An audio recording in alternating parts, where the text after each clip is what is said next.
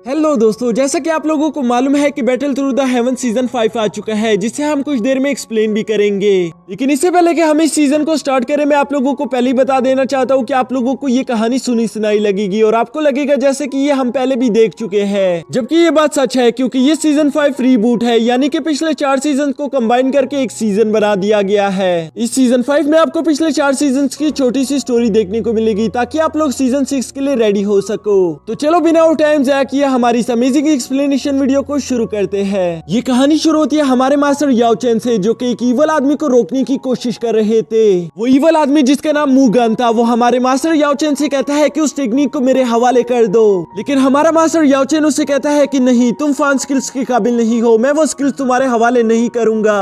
इस पर मुगन गुस्सा होते हुए कहता है कि कभी भी तुम उस स्किल का इस्तेमाल नहीं करते, फिर उसे संभाल कर रखने का क्या फायदा, तुम उसको मेरे हवाले कर दो। और ये कहते साथ ही वो मास्टर याओ चेन पर अटैक करना शुरू कर देता है, जिसके बाद हम देखते हैं कि इन दोनों के दरमियान एक खतरनाक युद्ध शुरू हो गया था। यहाँ इस बैटल में हमारे मास्टर याओ चेन बहुत ही आसानी के साथ मुगन का सामना कर रहे थे कि तभी मुगन इस मौके का फायदा उठाते हुए बड़ी तेजी के साथ मास्टर याओ चेन के डेसिबल पर अटैक कर देता है ताकि वो उन्हें जान से मार सके। इस बात का अंदाजा जैसे ही मास्टर याओ चेन को होता है, वो बड़ी तेजी के साथ जाकर अपनी डेसिबल के सामने खड़े हो गए थे, जहां वो अपने सामने एक शील्ड बना लेते हैं ताकि वो अपनी डेसिबल की जान बचा सके। लेकिन हमें यहाँ पे मालूम होता है कि ये सारी मुगन की एक चाल थी, क्योंकि हम देखते हैं कि मास्टर याओ चेन का डेसिबल ही अपनी तलवार को मास्टर की पीठ में घुसा देता है, जिस पर मास्टर याओ चेन काफी ज्यादा हैरान हो गए थे। वो हैरान होते हुए अपने डेसिबल से सवाल करते हैं कि तुमने ऐसा क्यों किया, जिस पर उसका डेसिबल जवाब देता है कि मैंने आपके साथ इतना वक्त गुजारा, लेकिन कभी भी आपने वो फान स्किल्स मुझे नहीं पास की। आप हमेशा से वो स्किल्स मुझसे छुपाते रहे ताकि मैं एक स्ट्रॉन्ग वॉरियर ना बन सकूं। और ये कहते साथ ही वो अपने मास्टर याओ चेन को खाई से नीचे गिरा देता है, जबकि दूसरी तरफ मास्टर याओ चेन काफी ज्यादा इमोशनल हो गए थे। उनका इरादा कभी भी ऐसा नहीं था, वो बस अपने डेसिबल की जान बचाना चाहते थे। और इसी वजह से हम देखते हैं कि मास्टर याओ चेन की आंखों में आंसू आ जाते हैं, जिसके बाद हम देखते हैं कि मास्टर याओ चेन अपनी स्पिरिट सोल को एक रिंग में कैद कर लेते हैं। और इसी के साथ सीन शिफ्ट होकर प्रेजेंट में आ गया था, जहाँ हमें याओ फैमिली के एक टैलेंटेड बच्चे के बारे में बताया जाता है कि उसने छोटी उम्र में ही बहुत बड़ा लेवल हासिल कर लिया था, लेकिन एक रात पता नहीं उसे क्या हो गया, जिसके बाद से वो अपनी पावर्स और लेवल को कंट्रोल नहीं कर पा रहा था। और इसी तरह धीरे धीरे करके उसका लेवल भी काफी ज्यादा कम हो जाता है, जिसकी वजह से धीरे धीरे करके उसको पूरी फैमिली बेकार समझना शुरू हो जाती है और आसपास के लोग भी उसका मजाक बनाना शुरू हो गए थे। यहाँ हम काफी वक्त बाद पहली दफा जियावियान को देखते हैं, जो कि अपने फादर से मिलने के लिए जा रहा था कि तभी उसको अपने फैमिली मेंबर्स की बात सुनाई देती है। उसके फैमिली मेंबर उसके फादर से कह रहे थे कि जियावियान अब किसी काम का नहीं रहा, उस पर बेवजह खर्चा करना बंद करो, तुम हमारे रिसोर्सेज उस पर यूं ही जाया नहीं कर सकते। अगर उसकी शादी नालान यारन से नहीं हो रही होती तो शायद हम उसको फैमिली से भी निकाल देते।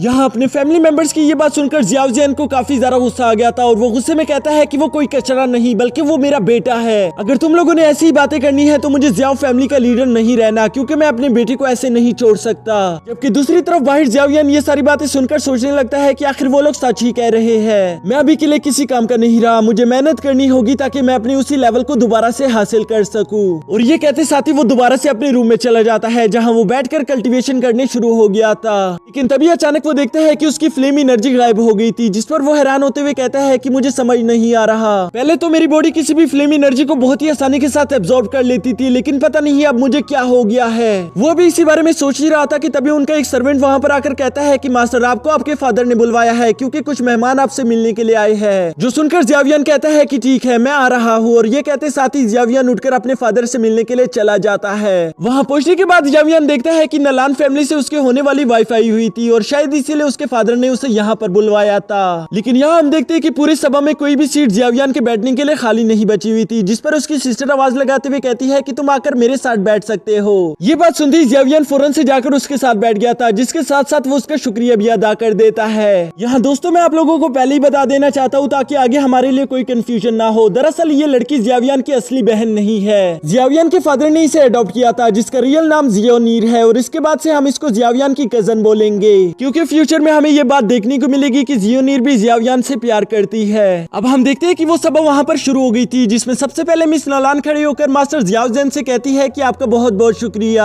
कि आपने मुझे यहाँ पर आपके सामने खड़े होने की इजाजत दी, लेकिन मैं आपसे यहाँ पर एक जरूरी बात करने के लिए आई हूँ। जिस पर जियाओ जियान कहते हैं कि तुम हमारी होने वाली बहू हो, तुम कुछ भी बोल सकती हो और उसके अलावा तो मैं तुम पर फख्र महसूस करता हूँ। वैसे भी तुमने इतनी कम उम्र में इतनी ज्यादा अचीवमेंट हासिल करके अपने दादा अब्बू का नाम तो रोशन कर ही दिया है। मुझे तुम पर काफी ज्यादा फख्र महसूस होता है। यहाँ अपनी ऐसी तारीफें सुनकर हम देखते हैं कि मिस नालान काफी ज्यादा एम्बेरेस्ड हो गई थी, क्योंकि वो यहाँ पर जो बात करने के लिए आई थी शायद उससे ज़ियाउज़ेन काफी ज्यादा गुस्सा हो जाए, और शायद इसी वजह से वो ये बात करने से हिचकिचा भी रही थी कि तभी उसका मास्टर खड़ा होकर कहता है कि शायद मुझे बात कर लेनी चाहिए।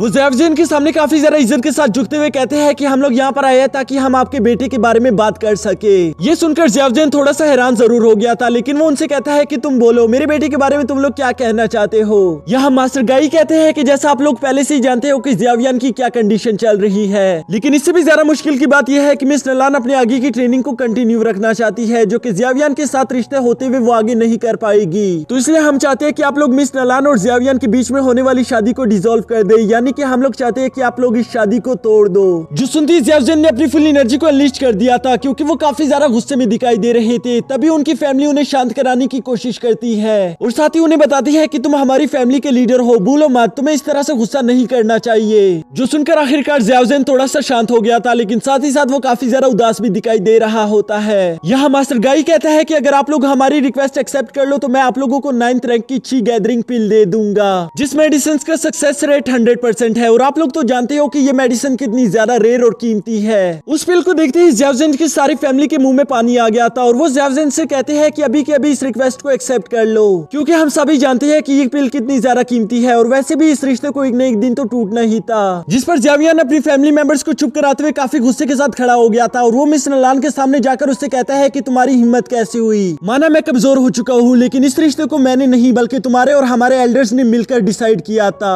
इसलिए चाहे तो तुम कुछ भी कह लो, हम तुम्हारी इस रिक्वेस्ट को एक्सेप्ट नहीं कर सकते, क्योंकि ये हमारी फैमिली की रिपुटेशन का सवाल है। जो सुनकर मिस नलान उनसे कहती है, फिर आप लोग ही बताओ कि इस रिक्वेस्ट को एक्सेप्ट करने के लिए आप लोग क्या लोगे। अगर आप लोग चाहो तो मैं आप लोगों को इस तरह की 3 पिल्स दे सकती हूँ, और इसके अलावा मैं आप लोगों को डो की टेक्निक्स भी सिखा सकती हूँ, लेकिन मैं चाहती हूँ कि आप लोग कुछ न कुछ करके बस इस रिश्ते को तोड़ दो। जिस ऑफर को ज़ियावियान काफी ज्यादा गुस्सा होते हुए रिजेक्ट करते हुए कहता है कि तुम्हें क्या लगता है कि हम लोग अपनी इज्जत को यूं ही बेच देंगे। मेरी बात सही है कि मैं बेकार हो चुका हूँ, मुझ में अब कोई पावर्स नहीं रही, लेकिन मेरे फादर का क्या? तुम्हारी इन रिक्वेस्ट के बाद वो अपनी फैमिली को लीड कैसे करेंगे? उनकी क्या इज्जत रह जाएगी? मैं ऐसा होने नहीं दे सकता। यहाँ ज़ियावियान के बार बार मना करने की वजह से मिस नलान को भी अब काफी ज्यादा गुस्सा आ गया था, और वो गुस्सा होते हुए कहती है, फिर ठीक है, मैं इस बात को यहीं पर छोड़ रही हूँ, लेकिन मैं आज से 3 साल बाद के लिए तुम्हें चैलेंज करती हूँ। 3 साल बाद हम दोनों के दरमियान एक फाइट होगी। अगर मैं उस फाइट को जीती तो हमारे बीच ये रिश्ता खत्म हो जाएगा, और अगर बदकिस्मती से तुम जीत गए तो मैं तुमसे वादा करती हूँ कि मैं पूरी जिंदगी तुम्हारी गुलाम बनने के लिए तैयार हूँ। जिस पर ज़ियावियान भी काफी ज्यादा गुस्सा होते हुए कहता है कि मुझे तुम जैसी लड़की की कोई जरूरत नहीं, बस मैं अपने फादर के लिए ये सब साबित करना चाहता हूँ।